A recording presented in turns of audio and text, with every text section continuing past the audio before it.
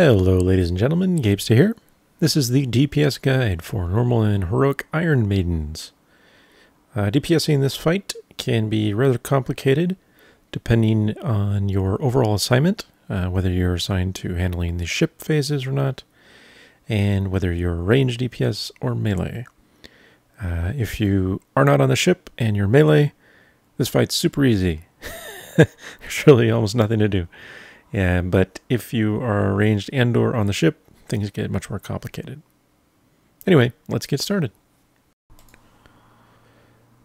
So one of the primary gimmicks to this fight is the Dreadnaught ship, which is obviously behind you when you enter the area. At set intervals throughout the fight, one of the bosses will jump up onto the ship, and during that period, up to 6 raid members can use hooks to go up top on the ship's deck, defeat a little mini-boss, and you have a minute to do it, and then come back down. And generally speaking, failing to do so means a raid wipe. So, usually you will have 4 to 5 DPS assigned to go up for each ship interval. It depends which of the bosses actually goes up. If it is the Admiral, then there will be 5 DPS. If it's either of the other 2 bosses, it will be 4 DPS instead. So if you are down below on the main platform during a ship phase, the entire platform will be bombarded frequently with a series of bombs. And the main thing to do is get used to the patterns and how you dodge them. It's essentially alternating between the alpha and omega pattern, and you can move over top of bombs before they explode. But that said, I will go ahead and include the full animation and explanation for handling this pattern.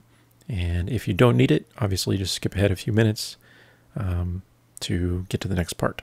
So the first thing to understand about the bombs is that they essentially have 3 states that they pass through over time.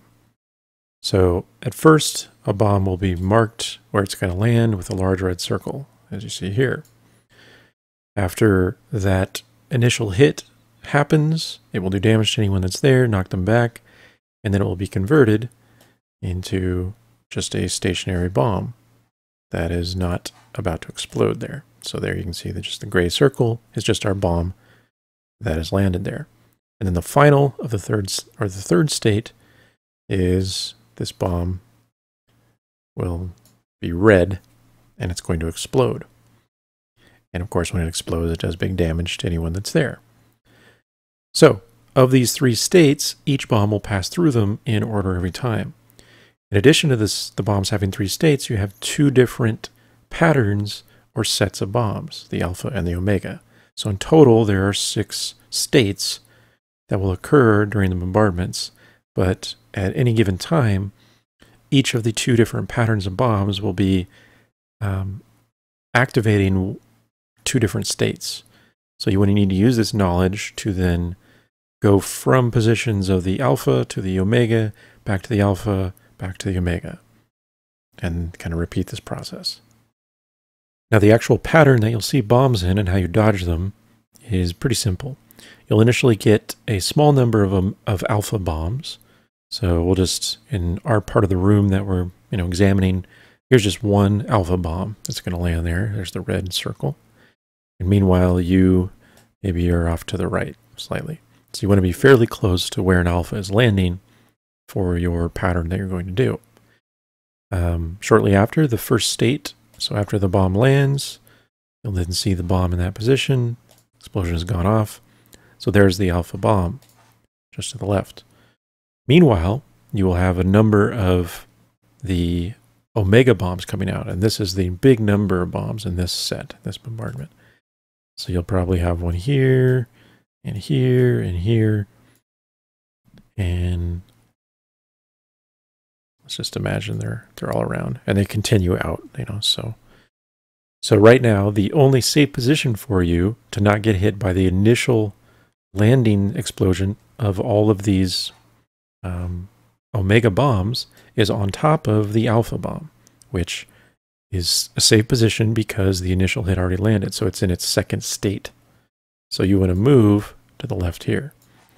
So let's just do that. Actually, I have to drag that. There we go. All right, so now you are basically hanging out with this alpha bomb while the initial hits happen with all the omegas. And then, of course, the actual omega bombs will land and the explosions will go off. And then the actual alpha bomb that you're on will start to explode. It will turn red. So then at this point, you need to move back to where you started, back toward now on top of an omega bomb somewhere. So we'll just go back to this right one where we started. And then the final step, of course, is the alpha bomb will explode. It will be gone completely. Your final move will be back here as all of the omega bombs are now exploding. And then they will all explode. And then the process will repeat. So then at some point you'll see 1 or 2 circles to indicate the initial alphas, and the whole thing just goes over once again. Now, if you are a DPS going up on the ship, then for Enforcer Sorka's phase, as you see here, there will be 1 mini-boss that's tanked, and then a number of eviscerator mobs that will spawn throughout that should be killed very quickly. If one of these fixates on you, generally you want to move into melee range and cleave it and AE it down quickly. These will stack up a debuff that increases their physical damage taken, so the faster these little guys die, the better. That said, technically the only thing that phases or ends this phase is killing the mini-boss, but you can't really afford to leave the smaller ones alive. Now for the Dreadnought phase, when Admiral Garan goes up, this is essentially the non-tank phase. So there won't be a tank up here, but you don't need it. Instead, you should spread out so that all the other DPS and the healer that's with you are far apart from one another as much as possible. The main goal here is to kill the gunner guy, Uktar, while interrupting the battle medic Rog's heal casts. It will take 2 people rotating to interrupt all of the earthen barrier casts that he does. Obviously, if you have a healer that can interrupt, they can help, but the goal is to kill Uktar. The battle medic does not need to die for this phase to end. And just like all of these ship phases, once you've killed the mini-boss that's associated, you can click on the bombs rotating around near the cabin, and you'll be launched back down to the main platform. And then finally, if you're up for Marak the Blooded's Dreadnought phase, it's just 1 large mini-boss. The basic strategy here is to move very, very frequently. You'll see little pools of blood that spawn under you every couple seconds, and each of these pools has a short activation time of about 2 seconds as well. After it activates, it will start dealing very heavy damage if you stand on top of it. So the basic strategy is just to move very frequently. If you're a ranged DPS, you're kind of free for all. You can do whatever you want. But melee probably will want to be in front with the tank so that you can just all backpedal together. Because if you try to attack from behind, it's going to be very difficult. Alright, so back on the main platform, for most of the fight, all the bosses will have a variety of abilities. And as the fight progresses and they gain energy, they will each gain additional abilities. So I'm not going to cover them all here. I'll just cover the ones relevant to DPS. For Sorka, she always has Blade Dash, so make sure you spread out if you're a ranged DPS to help mitigate that damage. When she has 30 Fury, she'll gain Convulsive Shadows, which you don't really need to worry about. It's up to the healers primarily.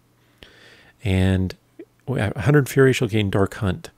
If you are afflicted with this, it has an 8-second duration. When it expires, try to use a personal cooldown to help mitigate the damage. But otherwise, you can't really do anything to avoid it. Now for the Admiral, his primary ability, the one he has at the start of the fight and throughout, is Rapid Fire. So this can target either ranged or melee, and as you see here, it will chase you with a series of volley shots, essentially. And you'll see the circle as it chases you around. So obviously you just want to run this away from other people, usually against a wall until the cast expires and you can go back to what you were doing. The other big ability is Penetrating Shot, and again this is used only after he gains 30 Fury. This will target a random range player, and you will have a red beam between the boss and your location as you move around. Generally, the strategy will be to have an assigned position for the raid to help stack up in front of you so that they can soak the penetrating shot damage with you. Anyone that's in the line in front of you will help mitigate the damage. It's very much like aim from the Paragons of the Claxi. If you have some form of threat drop ability, feign death, invis, stuff like that, you can use that when this penetrating shot applies to you initially, and it will cancel the effect. So it's very useful if you have something like that. And then finally, the last phase, or at 100 Fury, he will frequently spawn Dominator turrets, as you see there.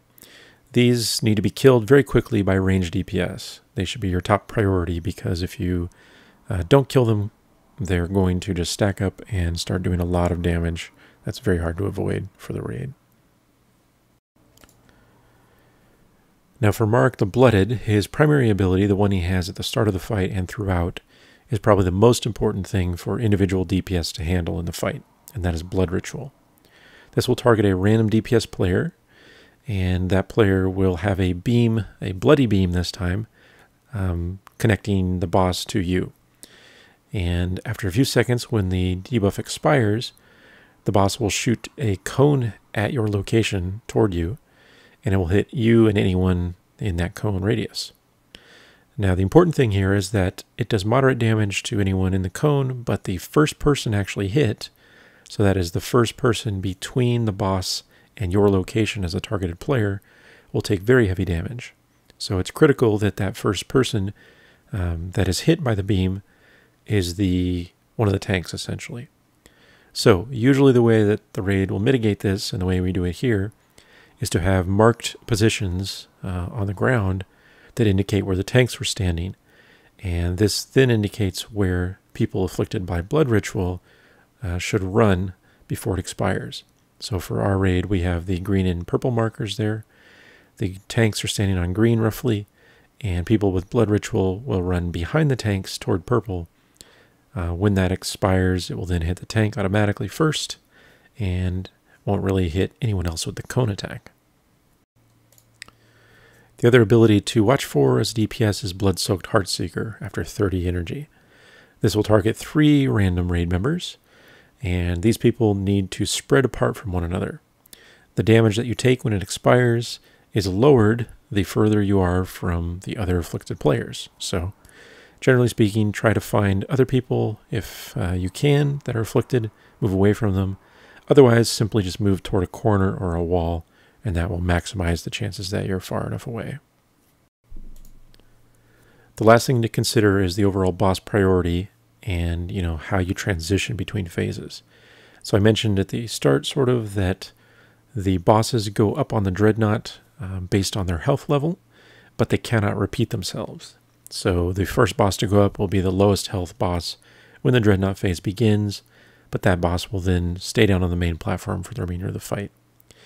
Now, regardless of the Dreadnaughts, once one of the bosses gets pushed below 20%, the final phase will begin. All the bosses will gain Iron Will stacks, they will gain 100 energy, having all their abilities activated, all that good stuff.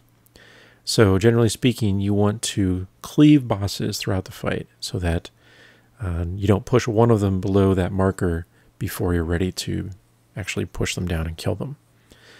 You want to try to keep them pretty even, with slight emphasis on whichever boss you're sending up to the Dreadnaught phase first, if you're choosing it all.